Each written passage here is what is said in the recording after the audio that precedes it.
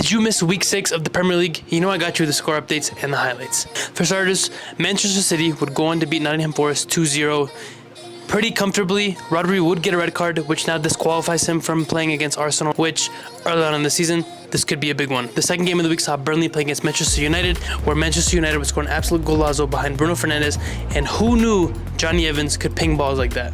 Johnny Evans, I owe you an apology, did not know your game was like that. But Manchester United would go on to win 1-0 and end their struggles that they've had over these last couple weeks. You still have to ask yourself, is Ten Hag the man for Manchester United? Let me know down below. Crystal Palace would be held to a 0-0 draw against Fulham this weekend, and Luton Town and the Wolverhampton Wanderers would finish 1-1. I believe this is Luton's first points of the campaign of the season so far, so it's good for them to get 1 point on the board. Let's go.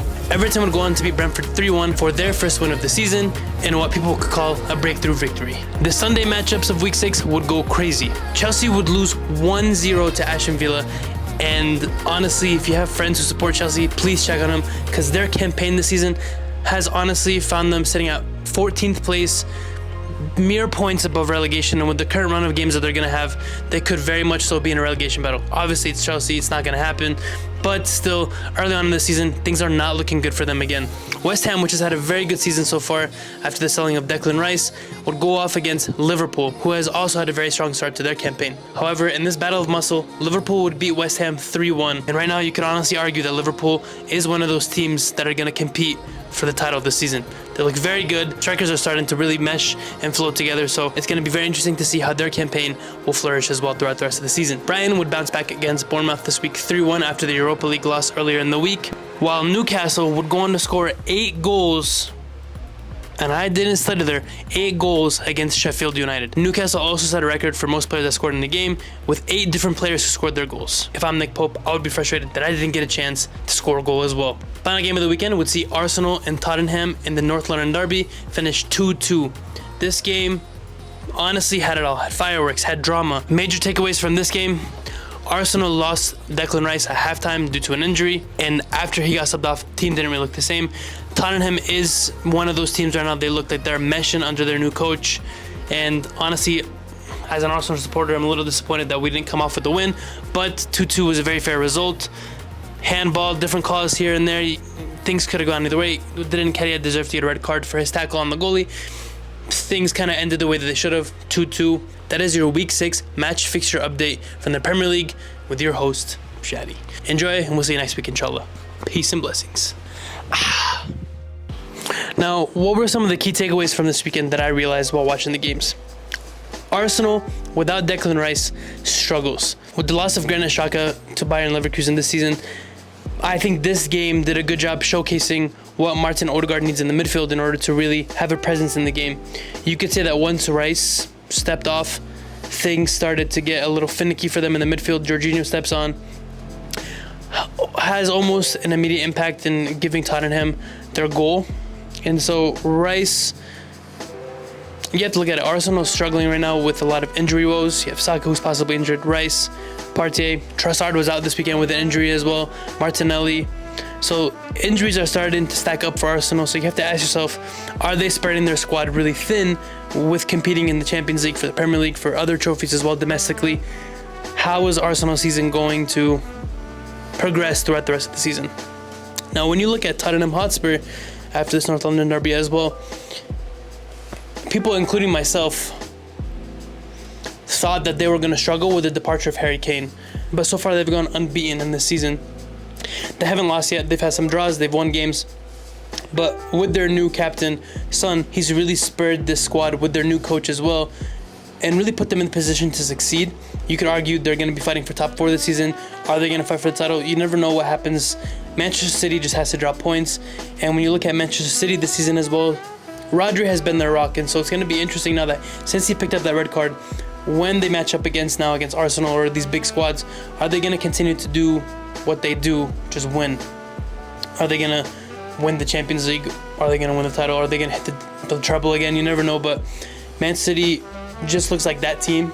In last season, Arsenal competing as they did with Man City, I mean, that was one of the best teams that I think I've seen behind Pep Guardiola's FC Barcelona, which also won a treble. And so Man City looking like that team.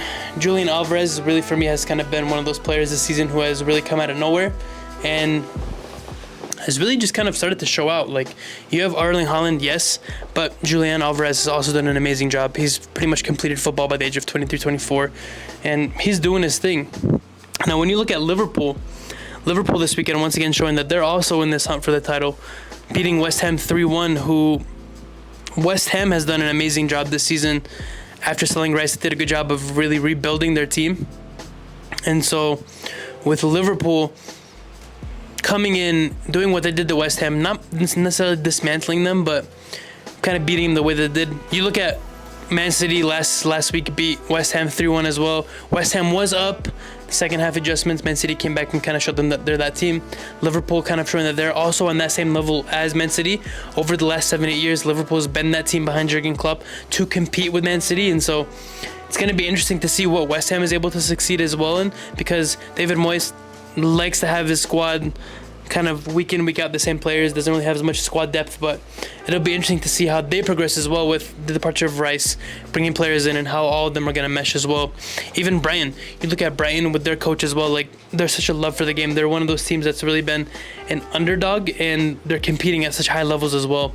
And so as a biased fan of the Premier League, you hope that the Premier League does well in the Europa League competitions, the Europa Conference League competitions, the Champions League. You hope that they do well. Newcastle United, also one of those teams showing last season, hey, we're going to be playing Champions League football this season. You could argue that they're in the group of death right now in the Champions League. And with Newcastle United, I mean, week in, week out, you're hoping for that consistency. They brought in Tonali. They brought in different players to help them succeed. I think in time they'll be able to hit their stride again.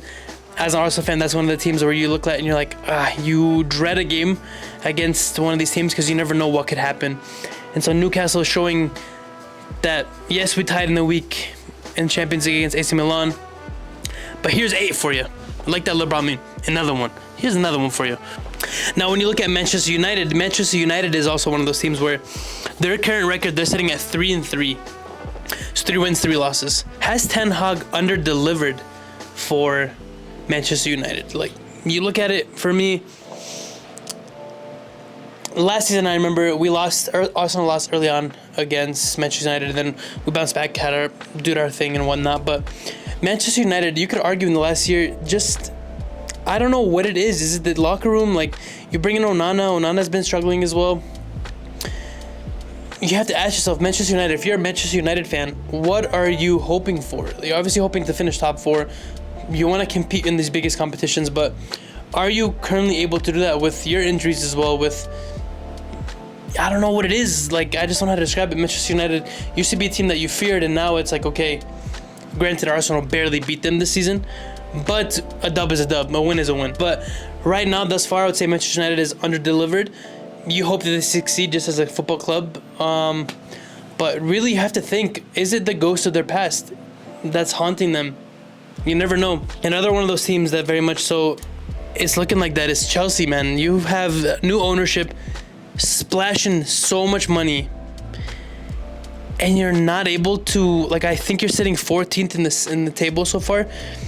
You have to ask yourself, I mean, I'm gonna look at it. Chelsea's current record, 1-2-3. 1-2-3. 14th in the table. You have a bunch of hard games that are coming up as well. Personally, Pochettino, I love him as a coach. I think he's a good guy.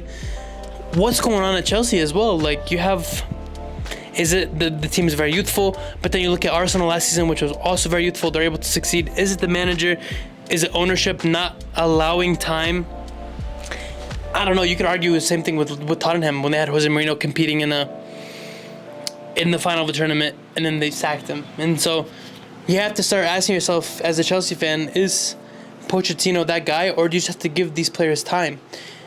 It's like Kai Havertz for Arsenal. Everyone's teasing him. 007. He's played 7 games on no contributions, but when you look at him when he was at Leverkusen, he was such a youthful player, was an amazing player. Comes to Chelsea, ownership, managing changes everything. You have to ask, how does that impact the player to where now you're coming to Arsenal Football Club, competing week in, week out, you're starting, you're playing in the games. You have to hope that he'll hit his stride, but you're also unlearning things that are like the trauma of your past. And so It'll be interesting. So far, my takes: Manchester City, Liverpool, looking like those teams.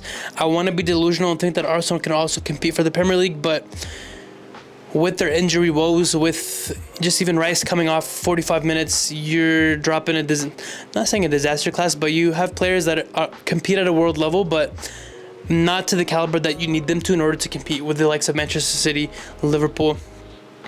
So I want to think that Arsenal is still in the title race as well. They're still undefeated at the time of recording this. They're 4-2. Tottenham, same thing, 4-2. Like, these are teams that are starting to hit their stride. You have to wonder, is Man City gonna drop points? It'll probably happen in the season, but if Arsenal and Man City playing on the 8th of October, that's probably one of the run-ins for them that's gonna really, I'm not saying for Arsenal to make or break their season, but if they can beat them, it shows that they can compete. There's been this trend that I've noticed that they have been able to compete with them to some capacity. Obviously, last season you lose Saliba, you get smacked in the end of the season, bottle the title. But at the end of the day, this Arsenal team is trying to do something special, and you have to hope that if they're going to do it, they got to beat this Man City team. They have to go through this Man City team. And so those are my thoughts thus far after week 6 of the Premier League. I might throw thoughts on different leagues and whatnot and everything. Barcelona looks really good. Real Madrid is looking good. But as of right now, I'm just going to keep it strictly Premier League. So thank you for listening. If you've been listening, if you have anything you want me to react to, I was messaging a couple of my boys yesterday, and we're talking about, is Madison better than Odegaard? Might do some different discussions and whatnot, bring a couple people on too. But overall, thanks for listening. If you've made it this far, peace, much love. We'll see you soon. Peace.